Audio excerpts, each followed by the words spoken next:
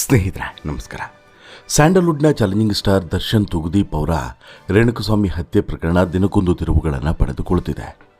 ಇನ್ನೇನು ಕಾನೂನಿನ ಕುಣಿಕೆ ಬಿಗಿಯಾಗ್ತಿದೆ ಅನ್ನುವಂತಹ ಸಂದರ್ಭದಲ್ಲಿ ಮತ್ತಷ್ಟು ಸಂಕಷ್ಟಗಳು ದರ್ಶನ್ಗೆ ಈಗ ಎದುರಾಗ್ತಿದೆ. ಈಗ ಎಲ್ಲೋ ಒಂದು ಕಡೆ ಬೇಲ್ ಸಿಗುತ್ತೆ, ವಕೀಲರು ಕೂಡ ಬದಲಾದರೂ ಏನೋ ಒಂದು ಮಿರಾಕಲ್ ಆಗುತ್ತೆ ಅಂತೇಳಿ ಅಂದುಕೊಳ್ಳುವಷ್ಟು ಹೊತ್ತಿಗೆ ಈ ಕುಣಿಕೆ ಇನ್ನಷ್ಟು ಬಿಗಿಯಾಗ್ತಿದೆ. ಕಾರಣ ಇದೇ ದರ್ಶನ್ ಅವರ ಟೀಮ್ನವರು ಮಾಡ್ತಿರುವಂಥ ಎಡವಟ್ಟು.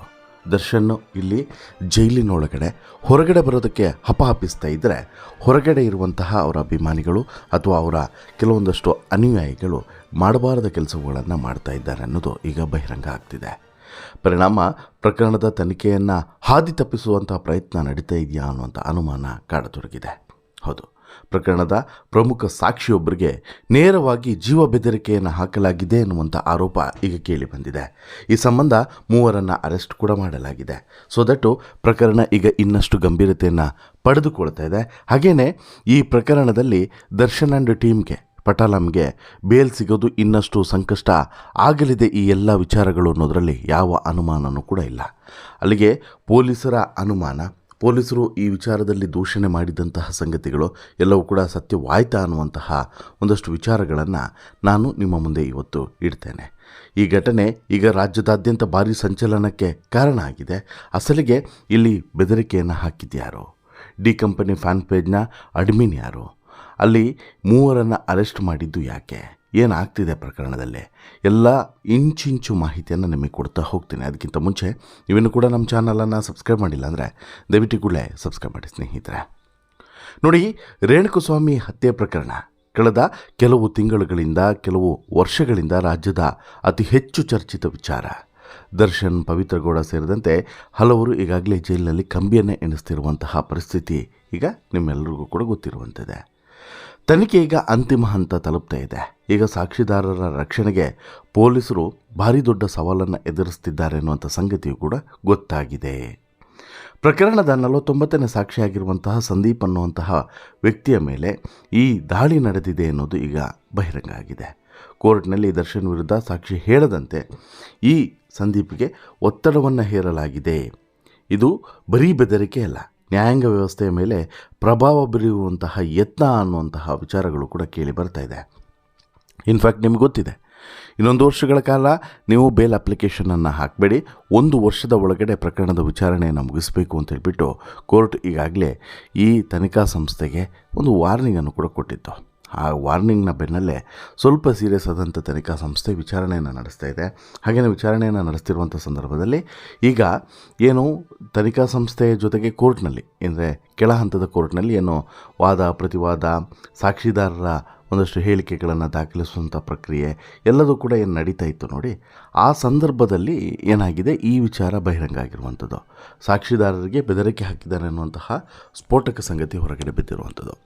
ಇದು ಅಫ್ಕೋರ್ಸು ನಿಮ್ಮೆಲ್ರಿಗೂ ಕೂಡ ಗೊತ್ತಿರೋ ಹಾಗೆ ಭಾರಿ ದೊಡ್ಡ ಅಪಾಯಕಾರಿ ಸಂಗತಿ. ಯಾಕಂತ ಹೇಳಿದ್ರೆ ಈಗಾಗಲೇ ಕೋರ್ಟ್ನಲ್ಲಿ ಈ ಪ್ರಕರಣದ ವಿಚಾರಣೆ ನಡೀತಿರುವಂಥ ಸಂದರ್ಭದಲ್ಲಿ ಹಾಗೆಯೇ ಇವರಿಬ್ಬರು ಯಾರೋ ಪ್ರಮುಖವಾಗಿ ದರ್ಶನ್ ಮತ್ತು ಪವಿತ್ರ, ಹಾಗೆಯೇ ಅವರಿಬ್ಬರ ಸಹಚರರುಗಳು ಕೂಡ ಅಲ್ಲೋಗಿ ಕಂಬಿಯನ್ನು ಎಣಿಸ್ತಿರುವಂಥ ಸಂದರ್ಭದಲ್ಲಿ, ವಿಚಾರಣೆಯನ್ನು ಎದುರಿಸ್ತಿರುವಂಥ ಸಂದರ್ಭದಲ್ಲಿ ಇಲ್ಲಿ ಹೊರಗಡೆ ಇರುವಂಥವರು ಬೆದರಿಕೆಯನ್ನು ಹಾಕಿದ್ರೆ ಸಮಸ್ಯೆ ಆಗೋದು ಒಳಗಡೆ ಇರೋರಿಗೆ ಅನ್ನೋದು ಈಗ ಬಹುಶಃ ಇವರಿಗಿನ್ನೂ ಕೂಡ ಅರ್ಥ ಆಗಿಲ್ಲ. ಯಾರು ಬೆದರಿಕೆ ಹಾಕಿದ್ದಾರೆ ನೋಡಿ, ಅವ್ರಿಗಿನ್ನೂ ಕೂಡ ಅರ್ಥ ಆದಂತಿಲ್ಲ. ಇನ್ನು ಒಂದು ವಿಚಾರ, ಇಲ್ಲಿ ಸತ್ಯಾಸತ್ಯತೆಯ ಬಗ್ಗೆಯೂ ಕೂಡ ಒಂದಷ್ಟು ಅನುಮಾನಗಳನ್ನು ಕೆಲವರು ವ್ಯಕ್ತಪಡಿಸ್ತಿದ್ದಾರೆ. ಅದನ್ನು ಏನು ಹೇಳ್ತೀನಿ ಮುಂದೆ. ಇಲ್ಲಿ ಏನು ನಡೀತು ಆ ದಿನ ಅನ್ನೋದನ್ನು ನೋಡೋದಾದರೆ, ಪೊಲೀಸರ ಮಾಹಿತಿಯ ಪ್ರಕಾರ ಸಾಕ್ಷಿ ಸಂದೀಪ್ ಅವರನ್ನು ಆರೋಪಿಗಳು ಮಾತುಕತೆ ನಡೆಸುವಂಥ ನೆಪದಲ್ಲಿ ಕರೆಸ್ಕೊಂಡಿದ್ದಾರೆ. ಆದರೆ ಅಲ್ಲಿ ನಡೆದಿದ್ದೇ ಬೇರೆ ಅನ್ನೋದು ಗೊತ್ತಾಗಿದೆ. ಅವರನ್ನು ಬಲವಂತವಾಗಿ ಕಾರ್ನಲ್ಲಿ ಕೂರಿಸ್ಕೊಂಡು ಬೆಂಗಳೂರಿನ ಹಲವು ಕಡೆ ಸುತ್ತಾಡಿಸಲಾಗಿದೆ. ಆ ಕಾರಿನ ಒಳಗಡೆ ನಡೆದಂತಹ ಆಟ ನಿಜಕ್ಕೂ ಕೂಡ ಭಯಾನಕ.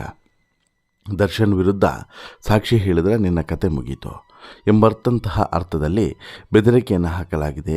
ವಿಶೇಷವಾಗಿ ಸುಹಾಸ್ ಎಂಬಾತ ಜೈಲಿನಲ್ಲಿರುವಂಥ ನಟನ ಹೆಸರನ್ನು ಬಳಸಿಕೊಂಡು ಸಾಕ್ಷಿಯನ್ನು ಬೆದರಿಸಿದ್ದಾನೆ ಅಂಥೇಳಿ ಗೊತ್ತಾಗಿದೆ. ಸಾಕ್ಷಿ ಸಂದೀಪ್ ಭೀತಿಯಲ್ಲಿದ್ದರೂ ಕೂಡ ಧೈರ್ಯದಿಂದ ಈ ವಿಚಾರವನ್ನು ಪೊಲೀಸರಿಗೆ ತಿಳಿಸಿದ್ದಾನೆ ಅನ್ನೋದು ಕೂಡ ಈಗ ಗೊತ್ತಾಗಿರುವಂಥ ವಿಚಾರ. ಈಗ ಪ್ರಶ್ನೆ ಹೇಳೋದು, ಈ ಸಾಹಸಕ್ಕೆ ಕೈ ಹಾಕಿದವರು ಯಾರು? ಅವರಿಗೆ ಇದರ ಪರಿಣಾಮ ಏನಾಗಬಹುದು ಅನ್ನುವಂತಹ ಮಿನಿಮಮ್ ಕಾಮನ್ ಸೆನ್ಸ್ ಇಲ್ವಾ ಅನ್ನುವಂಥದ್ದು. ಯಾಕಂತ ಹೇಳಿದ್ರೆ ಕಾಮಾಕ್ಷಿಪಾಳ್ಯ ಪೊಲೀಸರು ನಡೆಸಿದಂಥ ಮಿಂಚಿನ ಕಾರ್ಯಾಚರಣೆಯಲ್ಲಿ ವೇಣು, ಸುಹಾಸ್ ಮತ್ತು ಪುನೀತ್ ಅನ್ನುವಂಥ 3 ಜನರನ್ನು ಬಂಧಿಸಲಾಗಿದೆ. ಇದರಲ್ಲಿ ಪುನೀತ್ ಎಂಬಾತನ ಹೆಸರು ಈಗ ಸೋಷಿಯಲ್ ಮೀಡಿಯಾದಲ್ಲಿ ಸದ್ದು ಮಾಡ್ತಾ ಇದೆ. ಯಾಕಂದರೆ ಈತ ಡಿ ಕಂಪನಿ ಎನ್ನುವಂತಹ ಒಂದು ದರ್ಶನ್ ಅವರ ಅಫಿಷಿಯಲ್ ಫ್ಯಾನ್ ಪೇಜನ್ನು ನಡೆಸ್ತಿದ್ದ, ಅಡ್ಮಿನ್ ಆಗಿದ್ದ ಅನ್ನೋದು ಕೂಡ ಗೊತ್ತಾಗಿದೆ. ಇನ್ನು ದರ್ಶನ್ ಅವರ ಅಭಿಮಾನಿ ಬಳಗದ ಫ್ಯಾನ್ ಪೇಜನ್ನು ನಿರ್ವಹಿಸ್ತಿದ್ದಂಥ ಈತ ಈ ಪ್ರಕರಣದಲ್ಲಿ ಯಾಕೆ ಕೈ ಜೋಡಿಸ್ತಾ ಅನ್ನೋದು ಇರುವಂಥ ಪ್ರಶ್ನೆ. ಅಭಿಮಾನದ ಹೆಸರಿನಲ್ಲಿ ಕಾನೂನನ್ನು ಕೈಗೆ ತೆಗೆದುಕೊಳ್ಳೋದು ಎಷ್ಟರ ಮಟ್ಟಿಗೆ ಸರಿ, ಅದು ಕೂಡ ಇಂತಹ ಸಂದರ್ಭದಲ್ಲಿ ತೆಗೆದುಕೊಂಡಿದ್ದು ಎಷ್ಟರ ಮಟ್ಟಿಗೆ ಸರಿ ಅನ್ನುವಂಥದ್ದು ಒಂದು. ಎರಡನೇದು, ಸಾಮಾಜಿಕ ಜಾಲತಾಣದ ಫಾಲೋವರ್ಸ್ಗಳನ್ನು ಪಡೆಯೋದಕ್ಕೆ ಇವರು ಇಂತಹ ಕೃತ್ಯಕ್ಕೆ ಕೈ ಹಾಕಿದ್ರಾ ಅಥವಾ ಬೇರೆ ಯಾರದಾದರೂ ಒತ್ತಡ ಇತ್ತಾ ಅನ್ನುವಂಥ ಕೋನದಲ್ಲಿ ಈಗ ಪೊಲೀಸರು ತನಿಖೆಯನ್ನು ನಡೆಸ್ತಾ ಇದ್ದಾರೆ.